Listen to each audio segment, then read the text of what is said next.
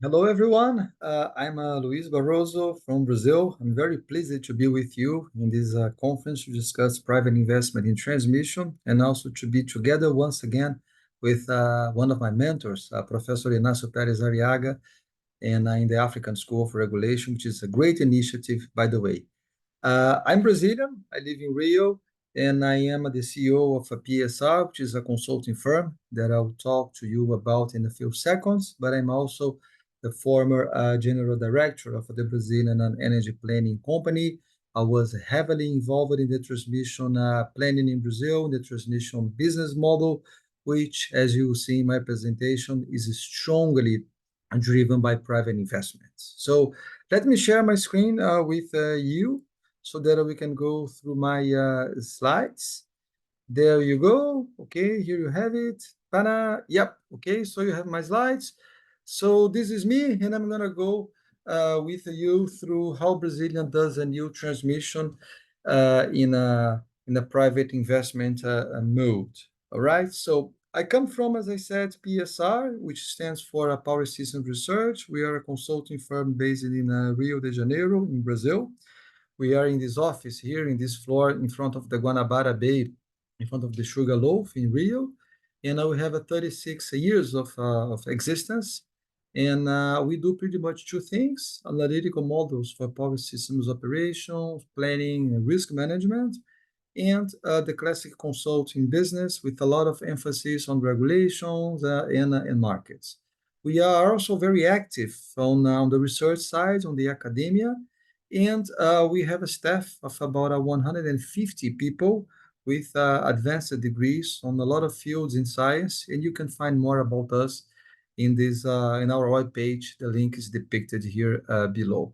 We've been active in about 70 countries all over the places, including in some countries in Africa. This map is a little bit outdated, but both the bulk of what we have been doing in Africa have been transmission planning, institutional arrangement, power system planning, hydro scheduling, transmission tariffs, and things like that, and also generation auctions. And you'll find a lot of this information if you contact me or if you go through to our website in the link that I shared with you before.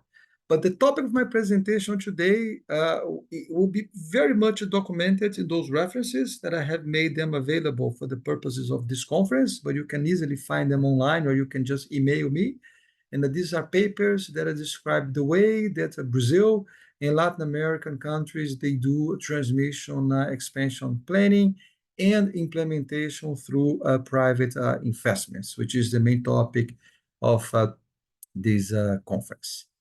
And I'll be talking to you about Brazil. So Brazil is a very large country in terms of surface area. We are totally equal to the whole continental US plus half of Alaska, 8.5 million square kilometers.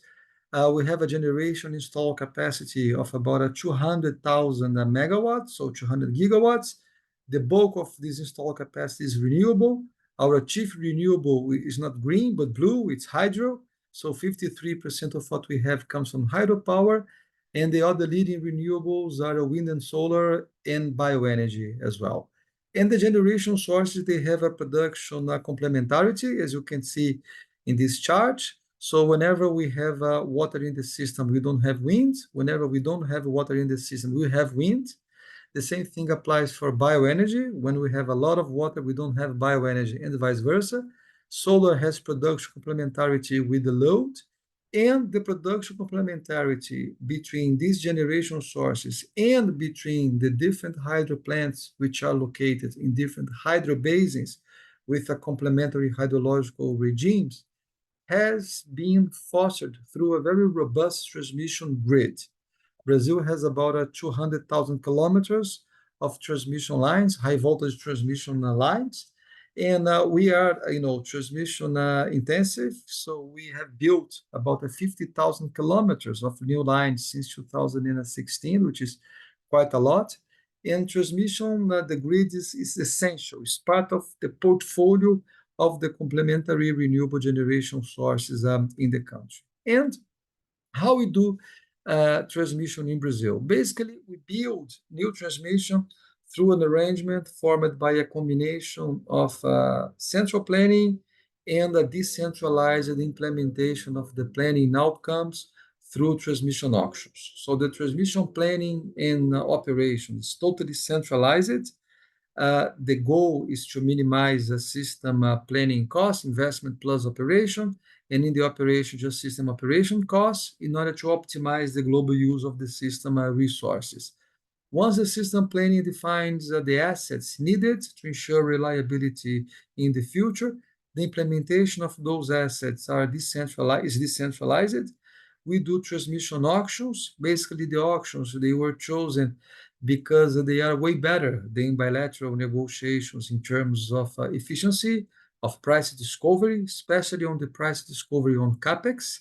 We assign responsibility for construction and operation to whoever wins those auctions, but there are also some liabilities that I'll be going through with you shortly. And interestingly, most of the winners of these auctions have been private companies.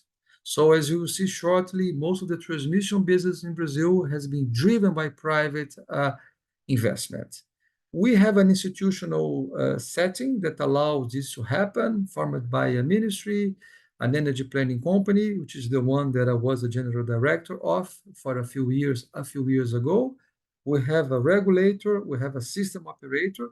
The ministry does the general policy guidelines.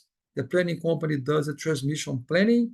The regulator organizes the auctions and defines the main rules for risk sharing between the transmission company that will win the auction and the government and the consumers, and the system operator operates the physical grids and generation assets regardless of ownership. The system operator doesn't know who owns the system when it decides to schedule a power flow in a line or to dispatch a generation plant.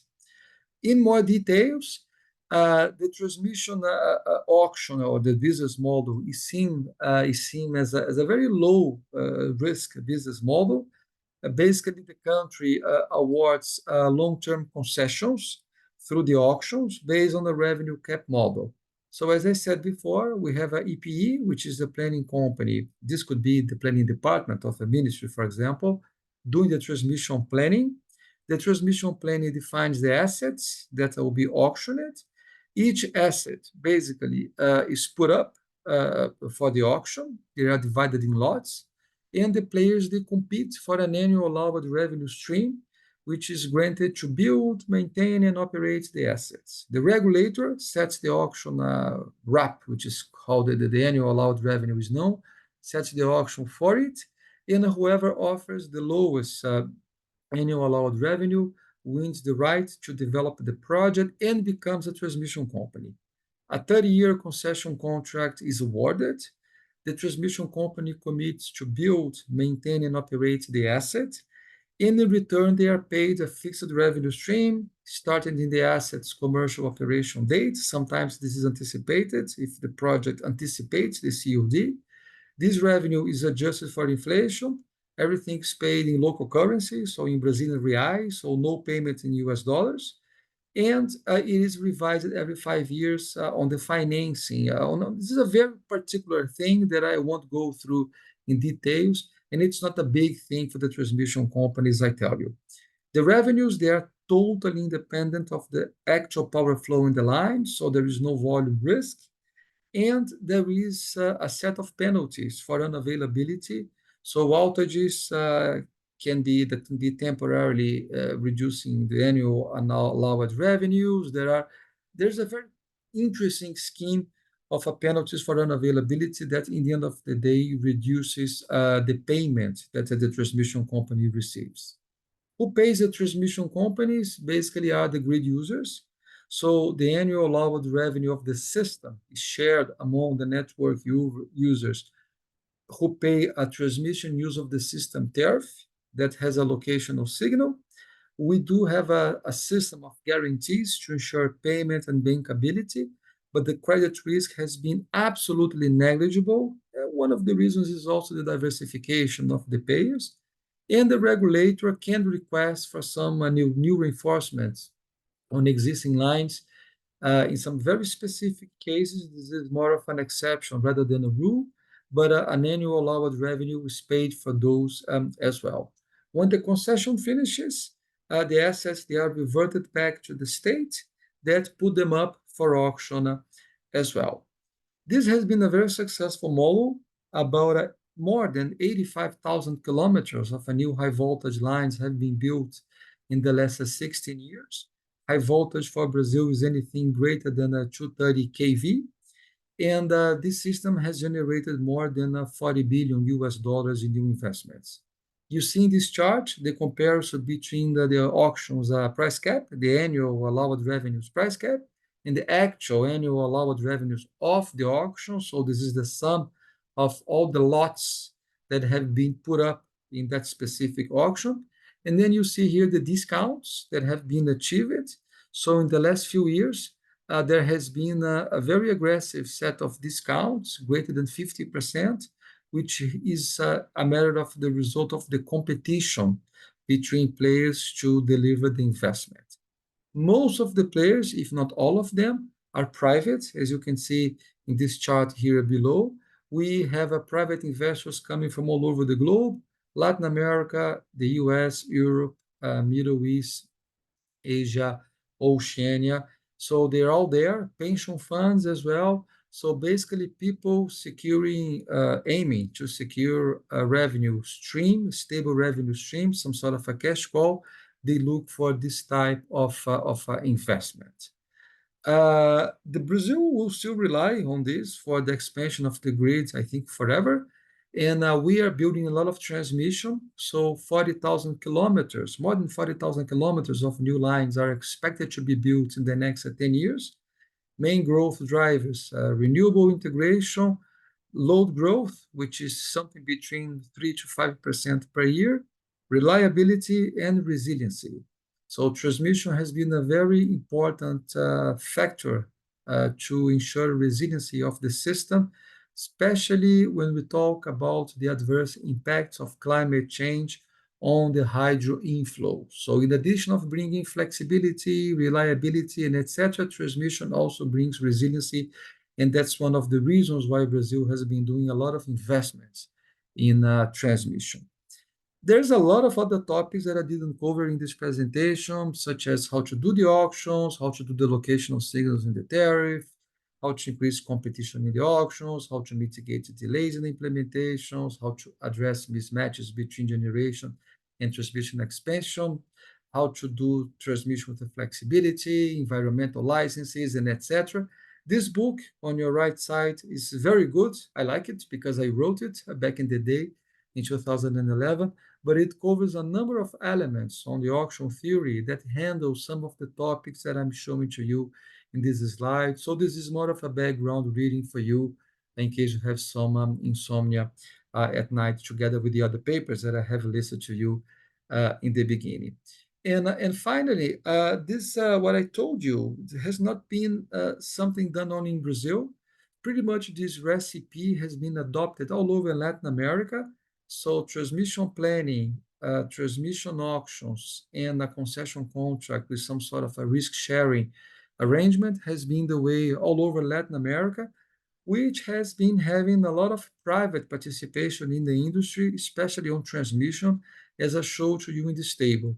So with the exception of Mexico, which is the only country that has still one vertically integrated utility, CFE, that owns the bulk of the system, but most of if not all, other countries rely a lot on private investments, not only for transmission, but also for generation and distribution, as you can see in this table. And in the transmission business, they follow pretty much the recipe that I have been telling to you for Brazil as well. And my final slide is basically this one.